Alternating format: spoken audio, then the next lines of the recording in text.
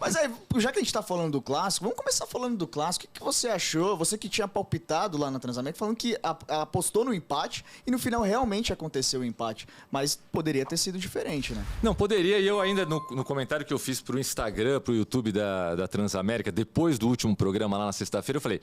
Eu acho que vai dar empate, mas se alguém tiver que vencer, provavelmente vai ser o São Paulo, porque tá mais organizadinho, né? Isso ficou muito claro no clássico de hoje, né? Um time melhor treinado. E também o trabalho do Rogério Ceni existe há mais tempo do que o trabalho do VP.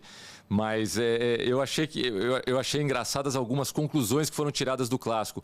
Não que estejam totalmente equivocadas, mas é que você falando de um jeito assim simplório, o São Paulo podia ter goleado por 5-0 o primeiro tempo, como eu vi, por exemplo, meu amigo Rafael Colombo falar hoje de manhã na CNN, grande torcedor do Corinthians, deve estar bravo Sim. com a postura do Corinthians nos clássicos. Ou algumas pessoas falarem, São Paulo foi melhor no primeiro tempo, o Corinthians foi melhor no segundo tempo. Isso não explica muito bem o que foi a partida. Sim. Essa última análise, por exemplo, dá uma impressão de equilíbrio. Sim. E não teve equilíbrio. O São Paulo foi melhor. O São Paulo foi muito melhor no primeiro tempo e o Corinthians buscou um pouquinho mais no segundo tempo sem efetivamente ter sido melhor. Mas era o time que estava buscando o ataque, enquanto o São Paulo, com a vantagem, estava buscando ali segurar a vantagem para acabar com esse tabu. Sim. Que é indigesto para a torcida do São Paulo.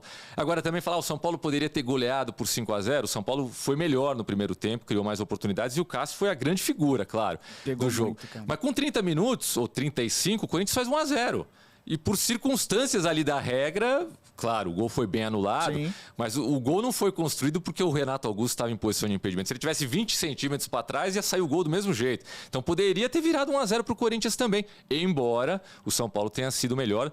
Não vou dizer desde o início, porque ali nos primeiros 10 minutos o William deu um trabalho para o Igor Vinícius e o Rogério foi inteligente ao corrigir ali. Acho que ele trocou o Igor pelo Diego Costa e aí o William parou de dar trabalho. Sim. Mas a partir dos 10 minutos o São Paulo foi sempre melhor no primeiro tempo. Porque o Igor Vinícius de titular, confesso que me deu um pouquinho de refluxo logo na escalação, porque realmente não dá para entender. Mas é que ele ofensivamente em alguns jogos vai bem, né? Ele é a versão do Reinaldo do lado direito sem ser tão agressivo, tão ofensivo.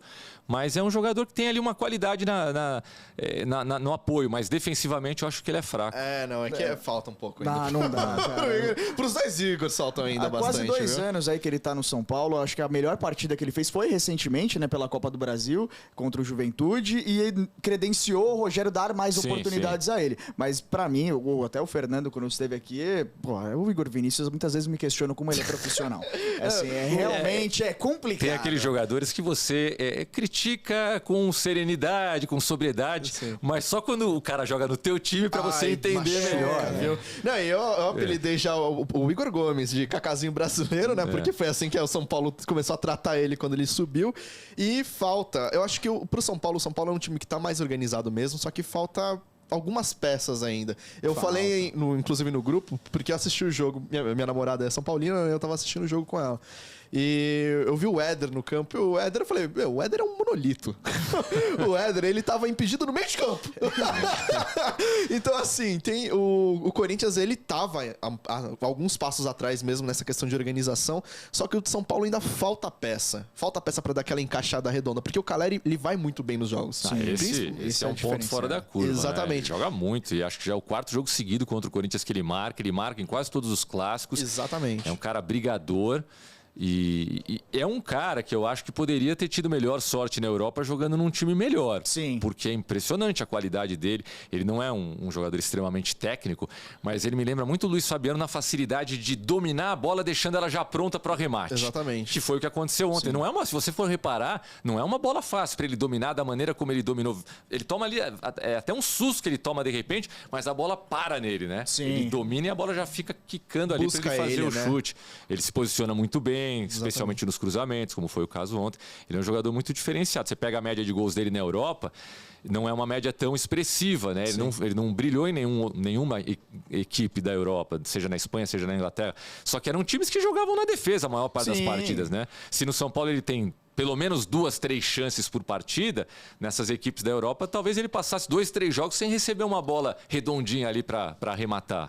E ele é completamente diferente do que o Pablo era, porque o Pablo passava muita bola no pé dele e ele não conseguia. Exato, e o Caleri, hoje, ele tem pouca oportunidade e ele ainda consegue fazer, pelo menos, deixar ele um gol por partida. Se você for pensar, tecnicamente ali, o Pablo jogou em equipes mais organizadas ali, que tinham mais recursos do que hoje o Caleri tem. Sim. Só que, cara, é um cara que tem 7 gols em 7 jogos no Campeonato Brasileiro. É uma média absurda, a melhor média da carreira hoje.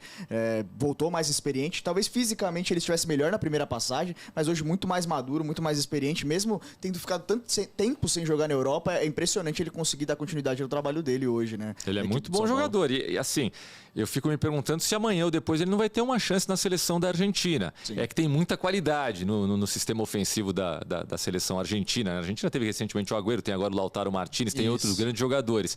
Mas ele é um cara ali que numa eventualidade, numa necessidade, ele pode jogar. Sim. E cabe perfeitamente. Sim. E aquele cara que... É o que eu vou roubar as palavras do corintiano que aqui senta, né?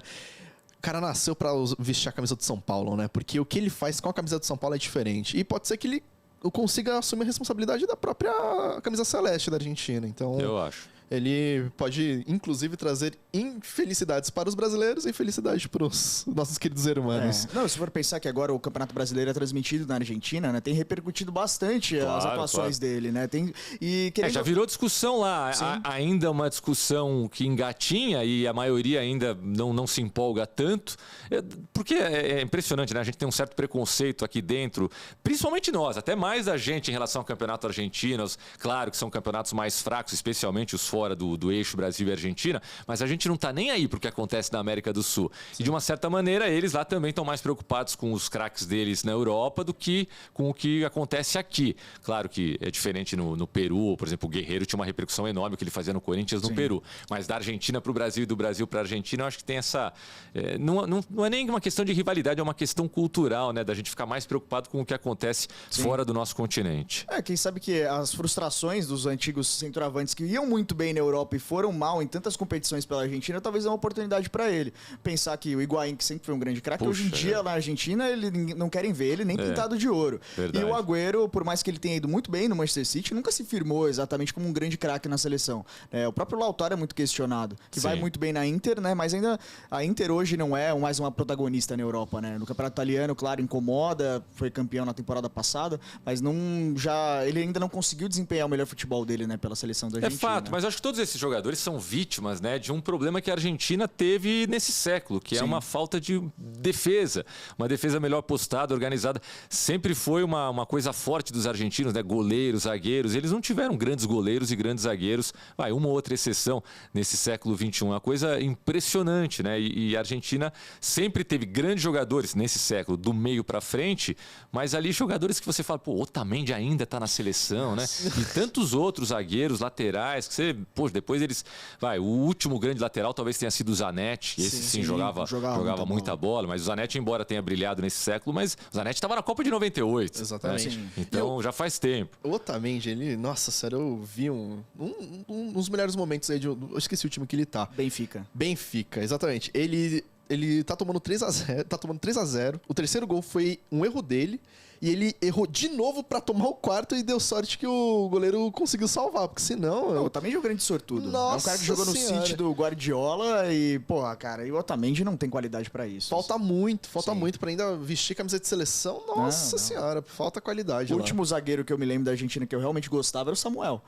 Do Boca Juniors, né? Samuel foi o último, assim, que eu me lembro e falo, esse jogava de terno e também jogou até muito velho, né? Tipo, ele teve uma longevidade ali, jogou na Inter de Milão também, até durante muito tempo. Acho que foi o último, assim, que eu falo, esse realmente era muito bom. O goleiro também, eles ficaram com um hiato muito grande depois do Abondanzieri. Que também era... O Abondanzieri não era da escola do Fidjol, né? O próprio, engraçado, né? O Goicoechea foi muito bem nas Copas do Mundo, mas se você pegar a carreira dele, não foi um goleiro, assim, extraordinário, né? Talvez o Pumpido tenha sido o último grande goleiro da Copa de 86, o último gigantesco tenha sido o Fidjol, mas a Argentina, ela conseguia melhores resultados, né? No cenário... Lógico que é no cenário internacional, né? A seleção vai sempre brigar no cenário internacional. Mas sem ter, às vezes, jogadores tão talentosos do meio para frente, porque a defesa segurava muito bem, né? No começo da década de 90, por exemplo, a própria Copa de 90, que tinha ainda o Maradona, mas eles conseguem chegar à final de uma maneira absolutamente improvável. A defesa era mais forte do que o sistema ofensivo. E depois a gente vê grandes jogadores que não conseguiram ganhar nada porque a defesa não ajudava. E nesse sentido, talvez o último grande centroavante que se aproveitou de um bom momento da seleção tenha sido o Gabriel Batistuta, né? Que ainda conseguiu ser bicampeão da Copa América no começo da década de 90. Fez uma bela Copa em 94, fez gol em 98 também. Esse era sensacional. Esse era extraordinário. Demais, né? Esse, olha... quase nível Careca, e para mim isso é um grande elogio, porque o Careca dos centroavantes que eu vi brasileiro só ficou atrás do Romário e do Ronaldo na minha avaliação. Era inacreditável, velho. E eu lembro, a gente tava falando de goleiro, eu lembro que, acho que se não me engano, logo depois do Bodanzieri veio o Lux, que nos trouxe tantas felicidades. Nossa, era ruim. Teve um 3-0 que o Brasil meteu, que o Lux, nossa, só errou, velho. Eu ficava tão feliz, eu falei assim, nossa, esse goleiro realmente passou sabonete na mão, né, velho? Um abraço para os nossos irmãos. Muito obrigado por todas as alegrias que vocês nos proporcionaram. Talk Show de Bolas Cortes, se inscreve lá no canal, porque lá vai ter todos os conteúdos dessa entrevista e de todas as outras que a gente já fez e das futuras que vamos fazer, tudo cortadinho, com título, com os temas, pra você assistir o programa lá.